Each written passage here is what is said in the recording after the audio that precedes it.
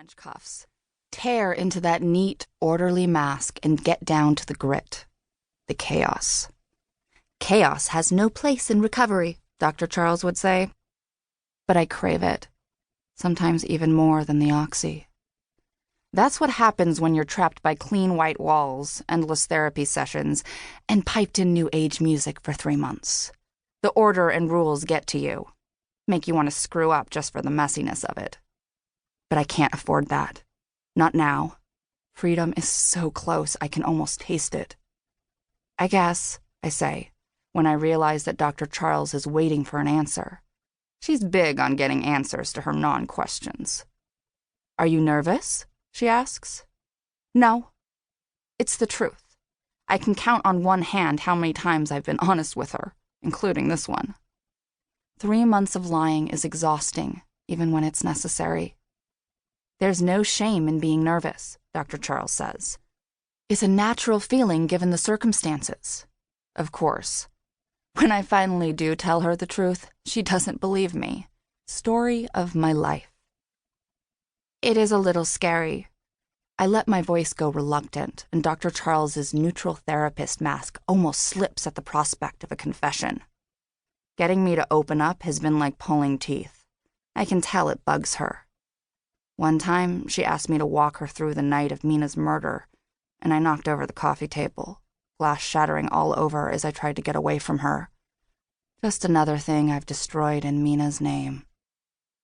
Dr. Charles stares like she's trying to see through me. I stare back. She may have her therapist mask, but I have my I'm a drug addict face. She can't ignore that, because deep down, buried underneath all the other things I am, crippled, broken, scarred and grieving, I am a drug addict. Always will be. Dr. Charles understands that I know this about myself, that I've accepted it.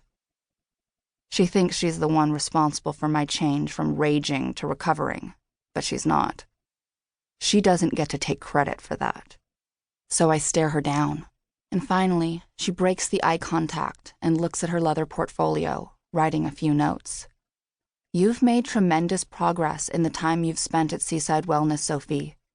There will be challenges as you adjust to living a drug-free life, but I feel confident that with the therapist your parents have arranged for you and your commitment to recovery, you'll succeed. Sounds like a plan. She shuffles some papers, and just when I think I'm free and clear, she drops the bomb. Before we go downstairs, I'd like to talk with you a little more. About Mina.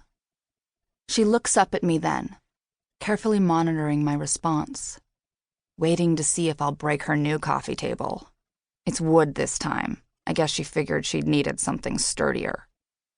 I can't stop it. The way my lips tighten up and my heartbeat thuds in my ears.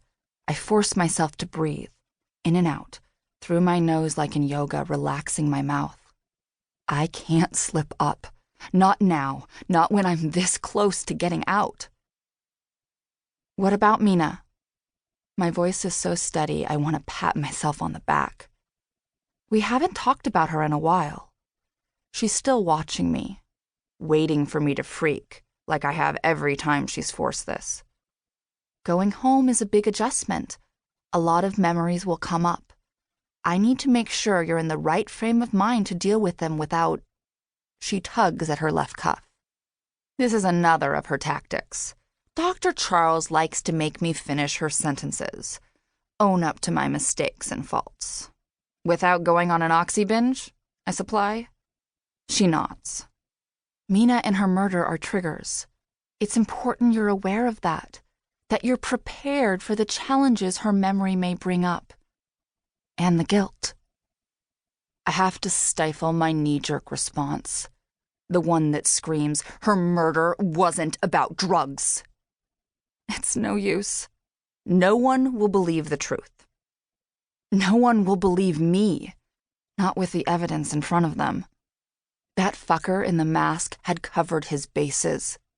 He knew I'd never noticed the drugs he planted on me, not after he'd shot Mina and knocked me out. My mom called in every favor imaginable to get me into Seaside to deal with my supposed relapse instead of being booked for possession.